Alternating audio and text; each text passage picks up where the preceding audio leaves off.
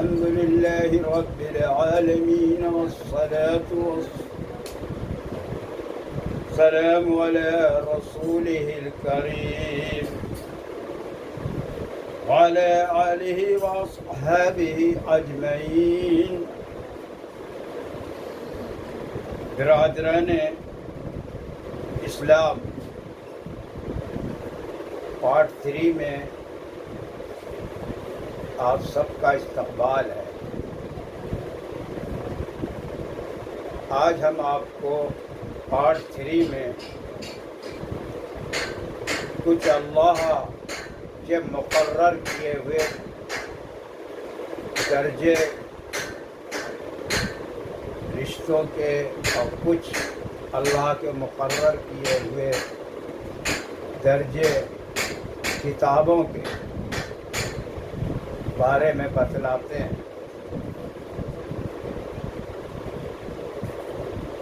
میرے محترم سامعین و حاضرین حضرات و خواتین، اللہ سب سے بڑا ہے. اللہ سب سے بڑا ہے. اللہ کا کلام سب سے بڑا ہے.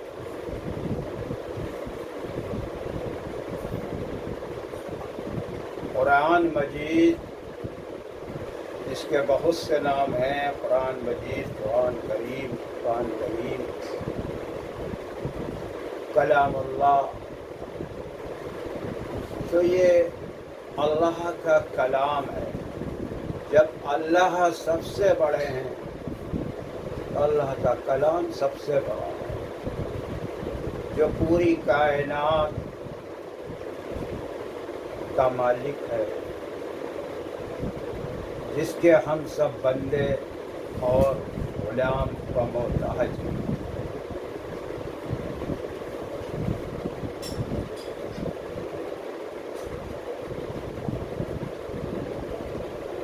قرآن کا جو درجہ ہے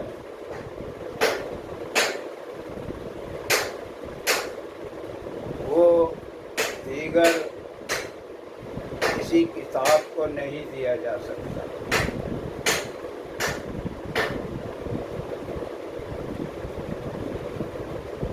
اور اللہ کا کلام تمام کلاموں پر برتر، تمام کلاموں پر اللہ کے کلام کو برتری ہے.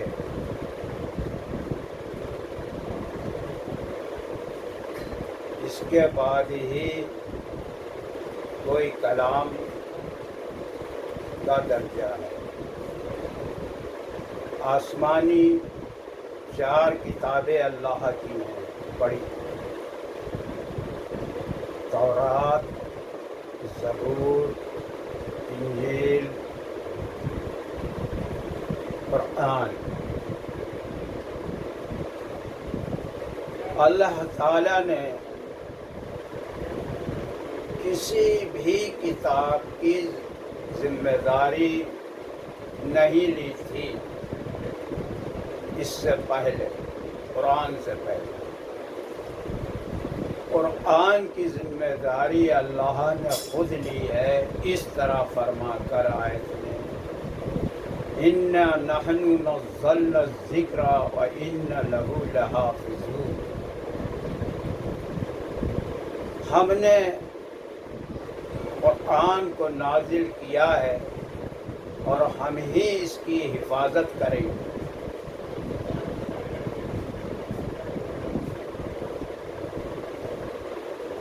ہم نے اسے نازل کیا ہے، ہم ہی اس کی حفاظت کریں گے.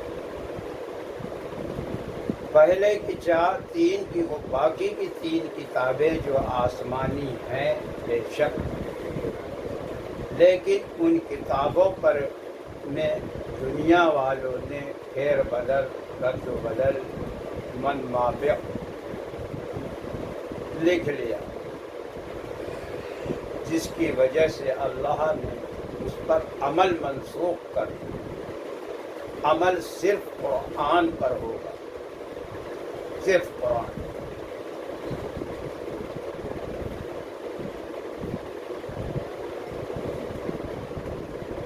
یعنی اب آپ سوچئے اللہ نے جن کتابوں کی ذمہ داری نہیں لی جو آسمانی کتابیں تھیں تو اس کا کیا کیا دنیا والوں نے؟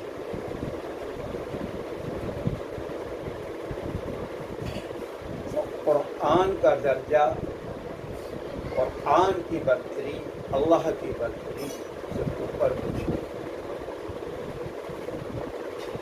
اور قرآن کے اوپر کسی دیگر کی کلام کو ترجیح دینا، برتری دینا گناہ عظیم ہے، اللہ تعالیٰ کی کھلی بے ادبی اور بے عزتی ہے.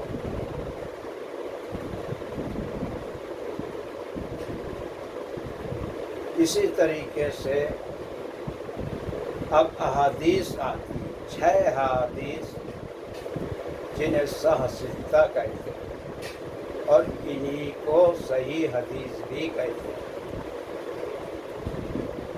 اس میں آتی ہیں بخاری شریف، مسلم شریف، داؤد شریف، ترمذی شریف، ابن ماجہ شریف.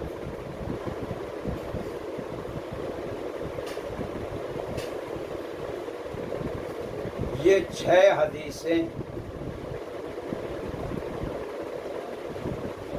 کا جو درجہ ہے صداقت میں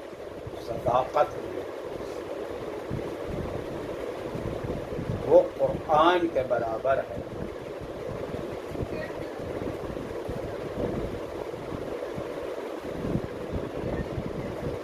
ان 6 حدیثوں پر اکابر ائمہ کی تصدیق ہے، مہر ہے.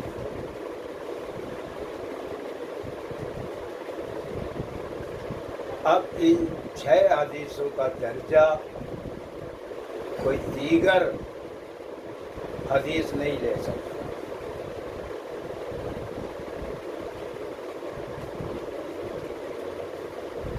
حدیثوں کا تو کوئی اس وقت شماری ہی نہیں ہے،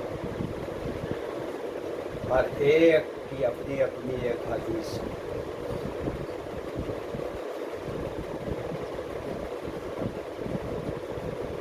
یہ دین، یہ اسلام قرآن سے ہے، قرآن سے چلا. یہ دین اسلام قرآن سے چلا اور یہ دین اسلام آسمانی ہے، یہ شریعت آسمانی ہے. اب حدیث اور قرآن چلیں گے تو یہ ساتھ ساتھ، کیونکہ قرآن کی تشریح حدیث اگر ہر حدیث میں نہیں، بڑی حدیث تو قرآن کی چلیں گے ساتھ ساتھ، لیکن اس میں اولیت قرآن ہی کو حاصل ہے.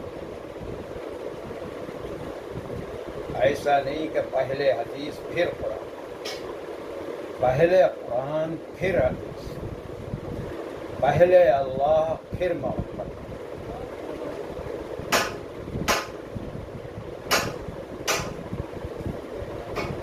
تو یہ جو درجے ہیں اللہ کے مقرر کرنا. رشتوں میں جیسے ماں باپ کا رشتہ، اولاد سے ماں باپ کا رشتہ، دنیا کا کوئی بھی آدمی اگر ہمارے گھر کی ہمارے باپ سے زیادہ ذمہ داری اٹھا لے تو وہ ثواب کا مستحق تو ہے، ہو جائے گا، لیکن وہ ہمارے باپ کا درجہ نہیں لے سکتا. جنت کا دروازہ باپ کے قدموں کے نیچے ہے تو وہ اس باپ کے نیچے نہیں ہو سکتا۔ اسی طرح دنیا کی کوئی بھی عورت اگر ہماری ماں سے زیادہ ہمارے اوپر محبت اڑیلے، ممتا اڑیلے، تو اس کا ثواب تو اسے ہوگا، لیکن وہ میری ماں کی جگہ نہیں لے سکتی۔ ماں کے قدموں کے نیچے جنت ہے۔ اس کا ذکر بھی قرآن میں ہے، والدین کا۔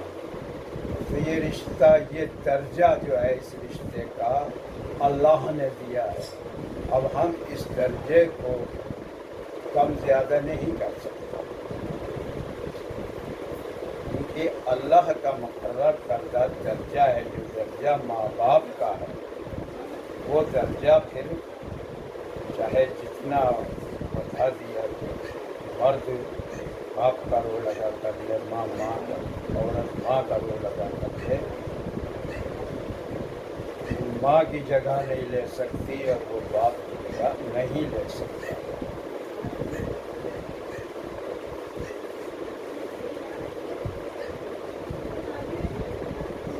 آج جب کسی سے بھی بات کرو، یہ جو آپ سنتے ہیں کوئی کہا یہ ضعیف حدیث ہے، ضعیف یعنی کمزور حدیث ہے،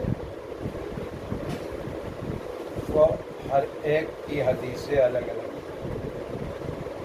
اور جو مین ہے قرآن ہے، 6 حدیث ہے۔ ہر مین چیز سے آدمی دور ہے۔ جب کوئی عالمیت کی ڈگری لیتا ہے تو 6 حدیث اس کے نصاب میں شامل ہوتی ہیں۔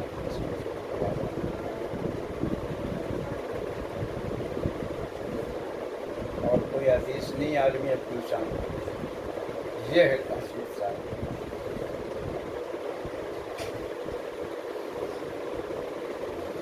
اور تبلیغ کا جو کام ہے، تو تبلیغ آپ صلی اللہ علیہ وسلم کو جب سن شریف 40 سال، آپ کو اللہ نے نبوت سے سرفراز فرمایا۔ نبوت سے لے کے وفات تک آپ نے قرآن سے تبلیغ کری، اور صرف غیر مسلموں کو کری، کیونکہ اس وقت مسلمان تھے نہیں۔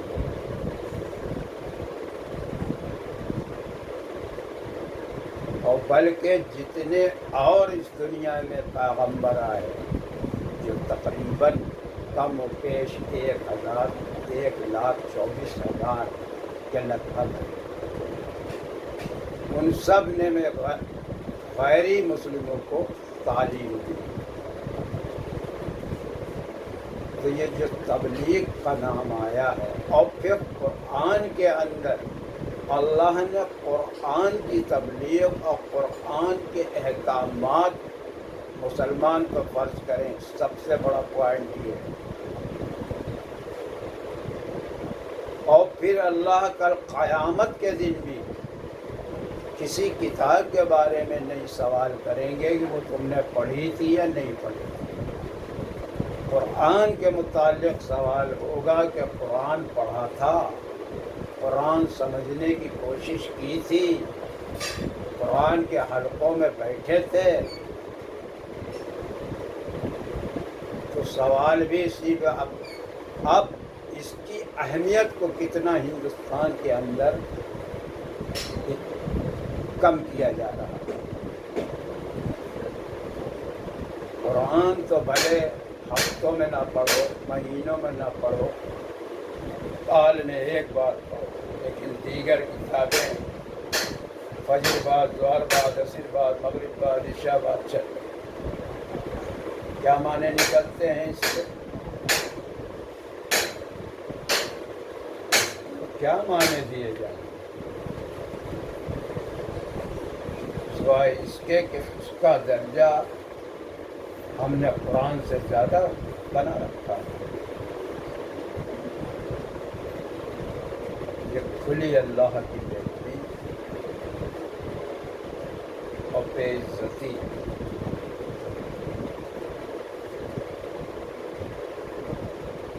اور اللہ کی بےادبی اور بے عزتی کرنے والے کا کیا ہوگا یہ آپ سب سمجھ سکتے ہیں۔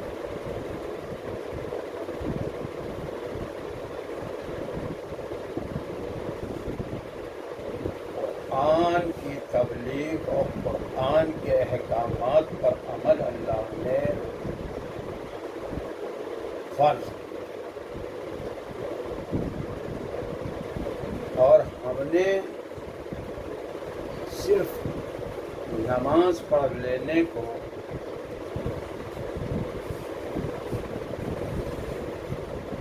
بس اسلام سمجھ لیا، خالی ہم نماز پڑھ کے کسی طریقے سے 5 وقت 4 وقت کی مطمئن ہے اپنی زندگی سے،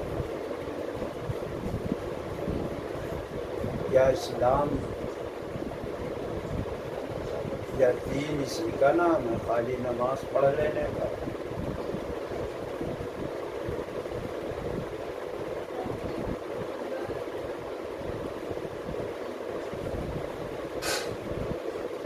مسلمان ہونے کے لیے 2 چیزیں ضروری ہیں۔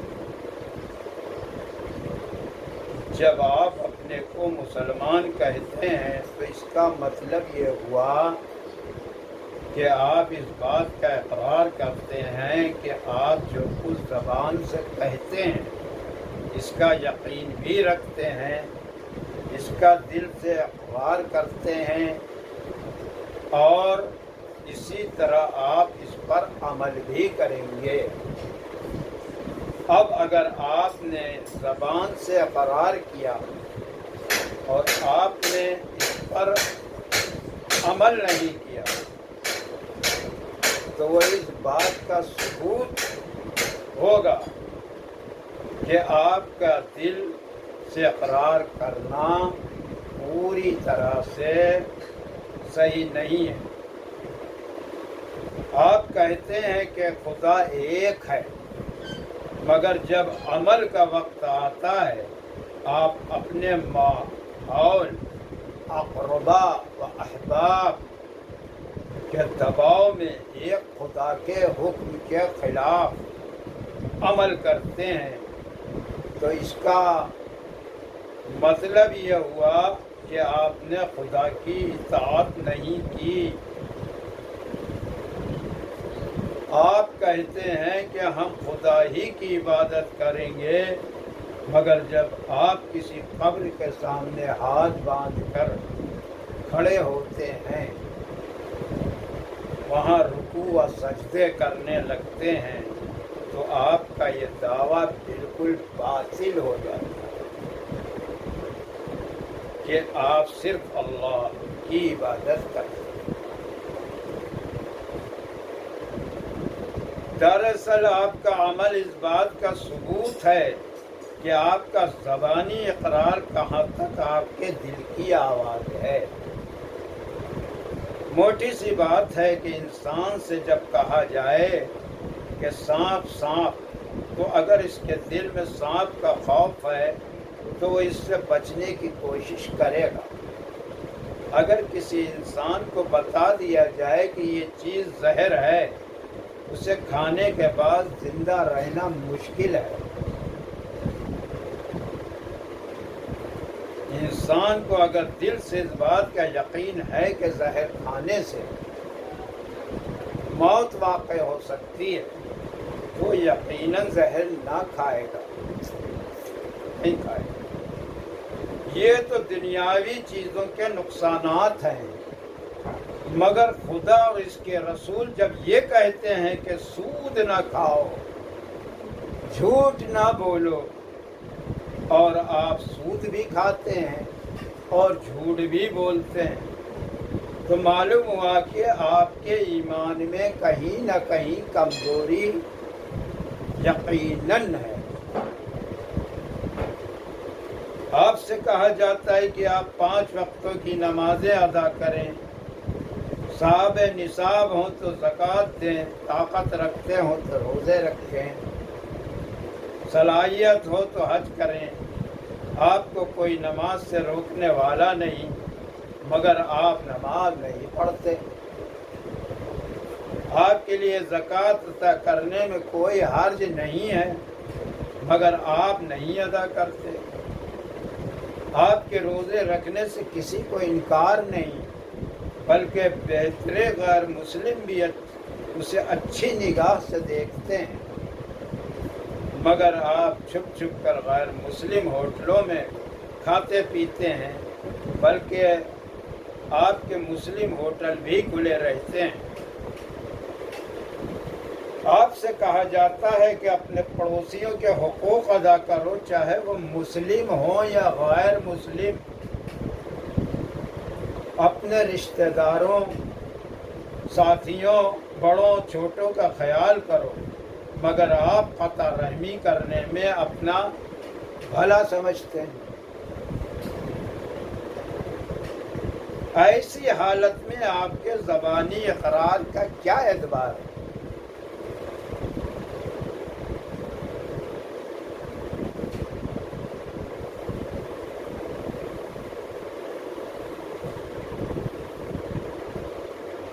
میں نے خطبے میں جو آیت پڑھی ہے، اس میں اسی بات کی طرف اشارہ ہے۔ اے ایمان والو، ایمان لاؤ۔ یعنی اے ایمان کے دعوے داروں، اے مسلمان کہلانے والوں، اے مومن بننے کا اقرار کرنے والوں، تمہارا ایمان جب ہی معتبر ہوگا جبکہ اس کا اقرار صرف زبانی نہ ہو بلکہ دل بھی اس کے ساتھ ہو، اور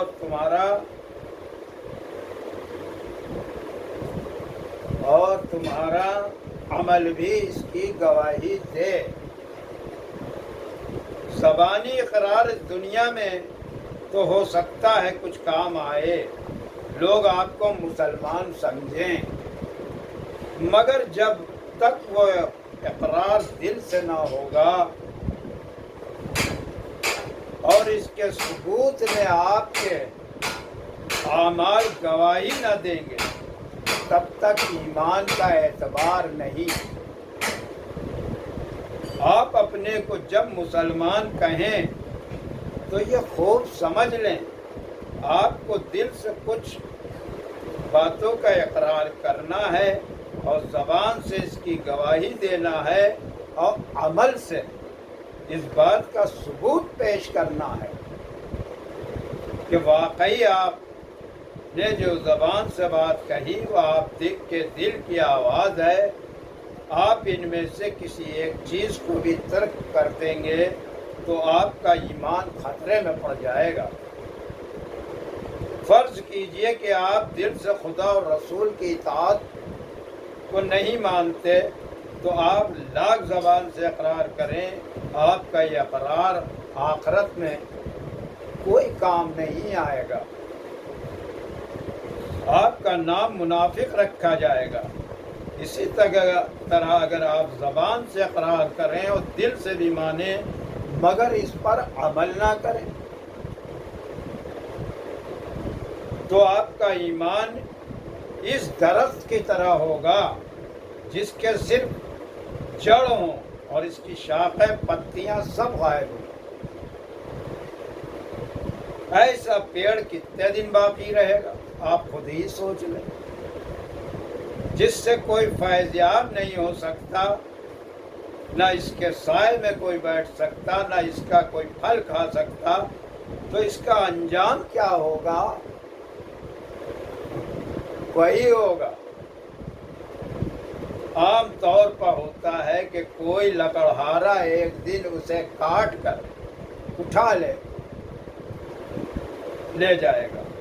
یہی حال ایسے ایمان کا ہوگا جس پر اعمال کی شاخیں اور پتیاں نہیں لگی ہیں۔ ایسے ایمان کو ہر لمحہ یا خطرہ لگا رہے گا کہ کب کوئی غارت گر ایمان آئے اور اسے جڑ سے کاٹ کر پھینک دے۔ کھلی بات ہے کہ خدا اسی سے خوش رہے گا جو اس کی بات مانے، جو صرف اس کی عبادت کرتے رہیں تو آپ اس کی زمین پر کھائیں، اس کا دیا ہوا روشنی حاصل کریں اس کے سورج سے، اور گن گائیں دوسروں کا، پرستش کریں دوسروں کی، بات مانے کسی تیسرے کی۔ اس پر خدا کی خوشنودی کیسے حاصل ہو سکتی؟ مسلمان کہتے ہیں اس کو جو اللہ کی بات مانے، اور کافر اسے کہتے ہیں جو پیدا کرنے والے کی بات نہ مانے۔ دنیا کی بھی کوئی حکومت اپنے نافرمانوں سے خوش نہیں رہتی، تو بتائیے رب السماوات والارض اپنے نافرمانوں سے کیسے خوش ہوگا؟ میرے بھائیوں دینی، میری پہلی گزارش ہے کہ آپ سمجھیں کہ اسلام کیا ہے، ایمان کیا ہے، پھر اسی کے مطابق اپنی زندگی گزاریں، اپنے کو اسی سانچے میں ڈالیں جسے آپ کے لیے پسند کیا گیا ہے۔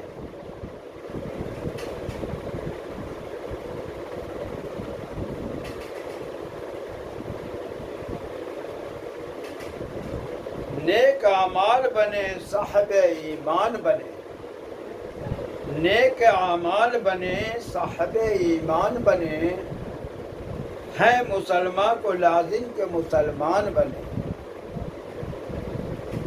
میرے دینی بھائیوں اور بہنوں، ہم صرف آج نام کے مسلمان ہیں، زبان کے مسلمان ہیں، عمل کے کہاں ہیں؟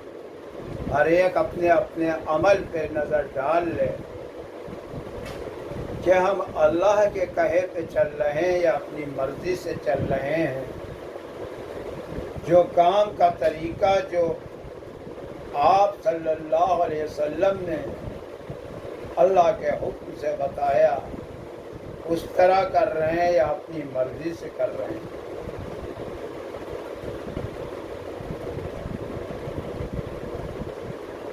بہت فکر کا لمحہ ہے، زندگی کا کوئی بھروسہ نہیں کب موت آ جائے۔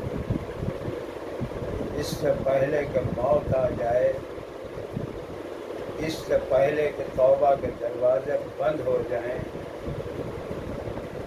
بیدار ہو جائیے، صراط مستقیم پہ آ جائیے۔ وآخر دعوانا الحمد للہ رب العالمین، لا الہ الا اللہ محمد رسول اللہ صلی اللہ علیہ وسلم۔